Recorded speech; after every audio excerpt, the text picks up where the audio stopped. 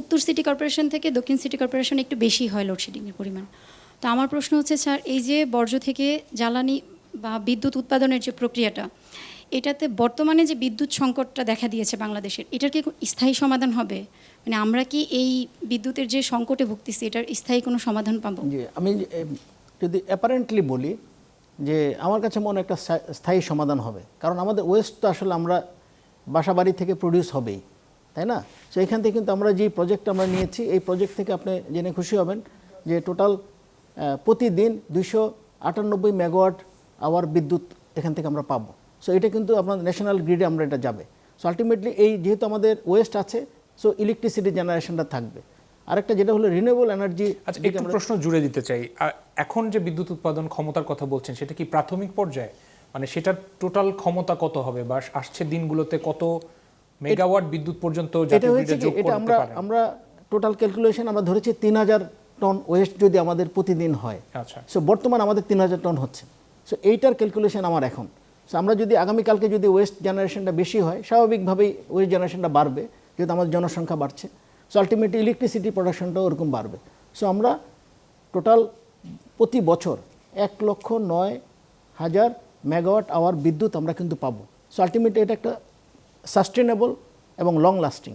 So আপনাদেরকে এতটুকু নিশ্চয় দিতে পারি, আমরা যদি এই প্রজেক্টটা ভায়াবল করতে পারি, আমার মনে হয় একটা বড় ধরনের একটা কন্ট্রিবিউট করবে, যেটা একটা সাস্টেনেবল এনার্জির দিকে যাবে।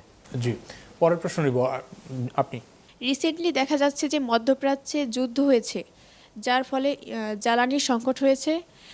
এখন আমার প্রশ্ন হচ্ছে যে এই সংকটের কারণে আমাদের চরম ভোগান্তির শিকার হতে হচ্ছে। কি কি মেজর পদক্ষেপ নেওয়া যেতে পারে আমাদের এই জ্বালানির জন্য? এটা ডক্টর নাসিফ শামস, আপনার কাছে একটু উত্তরগুলো নিই। এই জ্বালানির জন্য বেশ কিছু আসলে ইন্টারেস্টিং অ্যাপ্রোচ নেওয়া যেতে পারে। সেটা হচ্ছে যে আসলে আমাদেরকে একটা সাস্টেনেবল এনার্জি বাস্কেট তৈরি করতে হবে এবং স্বনির্ভরতা বাড়াতে হবে। তো স্বনির্ভরতা বাড়ানোর একটা যে এখনই আমরা শুনলাম যে আমাদের যে ওয়েস্টটা আছে, তো ওয়েস্টটাকে যদি আমরা ওয়েলথে রূপান্তর করতে পারি, তো এটা বললাম যে মানে ইভেন আমরা যে মানে আমাদের যে ইউরিন আছে, যে 20 কোটি মানুষ 18 কোটি মানুষের ইউরিন আছে, এখানেও একটা 1% ইউরিয়া আছে। এটা কি আমরা ব্যবহার করতে পারি কিনা?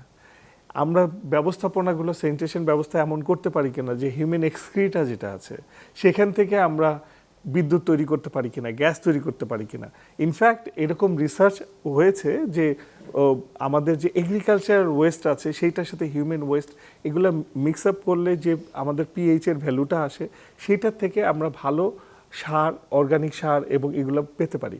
আসলে হয়েছে কি যে আমাদের বাংলাদেশে 18 কোটি মানুষ, এই মানুষের মাধ্যমে যা কিছু হবে সব কিছুকে আমাদেরকে পজিটিভ দিকে নিয়ে যেতে হবে। এখন যেটা আমি ভাবছি সমস্যা ময়লা, সেই ময়লাকে আমাদেরকে একটা শক্তিতে রূপান্তর করতে হবে। তো শক্তিতে রূপান্তর করলেই বিদ্যুৎ সমস্যাটা থাকবে না। ডক্টর শামস, এই ব্যাপারগুলো নিয়ে বাংলাদেশে কতটুকু পর্যন্ত গবেষণা হয়েছে, বা ওয়েস্ট ম্যানেজমেন্টও যে একটা ক্যারিয়ার হতে পারে সেই ব্যাপারে আমরা কতটুকু এগিয়েছি? বাংলাদেশে যেটা হয়েছে সেটা হচ্ছে যে এই সবচেয়ে ভালো অ্যাপ্রোচ আমি বলবো যে এই যে জাইকার যে লেটেস্ট যে 3R অ্যাপ্রোচ, অথবা এই একটা লং টার্ম মাস্টার প্ল্যান 18 থেকে 32, এই কাজগুলো আমার মনে হয়েছে, এবং কালেকশনটা ঠিকভাবে করা, এই জিনিসগুলো আমার মনে হয়েছে ভালো হয়েছে। এর আগে ওয়েস্ট কনসার্ন এবং বুয়েট অথবা ঢাকা ইউনিভার্সিটি, যেমন ইনস্টিটিউট অফ এনার্জি, আমার একটা প্রজেক্ট ছিল এবং এখনও আছে যে ক্লিন ক্যাম্পাস, গ্রিন ক্যাম্পাস। তো এইটা আমরা যেটা করতে চেয়েছি যে ঢাকা ইউনিভার্সিটির ছাদগুলোকে ব্যবহার করে রুফটপ সোলার করা।